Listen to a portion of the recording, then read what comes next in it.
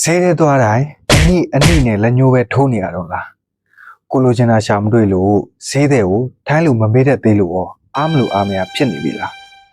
ဒါဆိုရင်တော့လက်ညှိုးပဲထိုးနေရတဲ့ဘဝကနေရှုံကြည်ချက်ရှိရှိဈေးဝယ်တတ်သွားအောင်အသီးအနှံအခေါ်အဝေါ်လေးတွေနဲ့ကိုလိုချင်တာကိုတိတိကျကျဘယ်လိုမေးရမလဲဆိုတာဒီဗီဒီယိုလေးမှာပြောပြပေးပါမယ်တမယာသီးကိုမတ်နာအိုဆိုရင်တမယာသီးတခွားသီးကို땡과ဆိုရင်တခွားသီးကြက်သွန်နီကိုဟောမ်ဒင်းဆိုရင်ကြက်သွန်နီကြက်သွန်ဖြူကိုကြတော့ကရက်ထီယမ်ဆိုရင်ကြက်သွန်ဖြူဂျင်းကို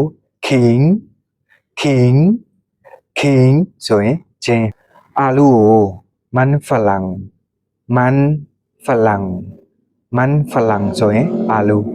ဘူးဒီကိုကြတော့น้ำเต้าဆိုရင်ဘူးဒီခရမ်းကျင်ဒီကိုမက်ခွာเทศ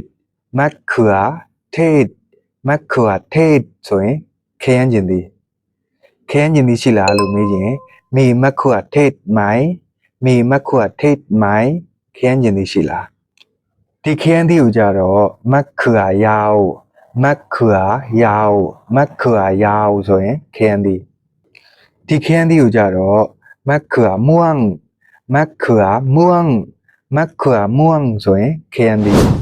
ကျွန်တော်တို့မြန်မာလူမျိုးတွေကအလုပ်ကြိုးစားကြပါတယ်စကားလေးပါတက်သွားမယ်ဆိုရင်တော့ဘယ်သူမှထင်သေးလို့မရတော့ပါဘူးတနေ့နည်းနည်းချင်းစီပဲချက်သွားပြီပါလူချင်းမင်းတို့တော့အကျိုးရှိပါလိမ့်မယ်အခုလိုဗီဒီယိုလေးတွေသဘောကျရဆိုရင် yes လို့မှတ်သွားခဲ့ပြီပါကြံသေးတဲ့အသီးနှံခေါ်ပေါ်လေးတွေတက်တင်ပေးသွားမယ်နော်ကျွန်တော်အာကာပါ sorry ครับขอบคุณครับ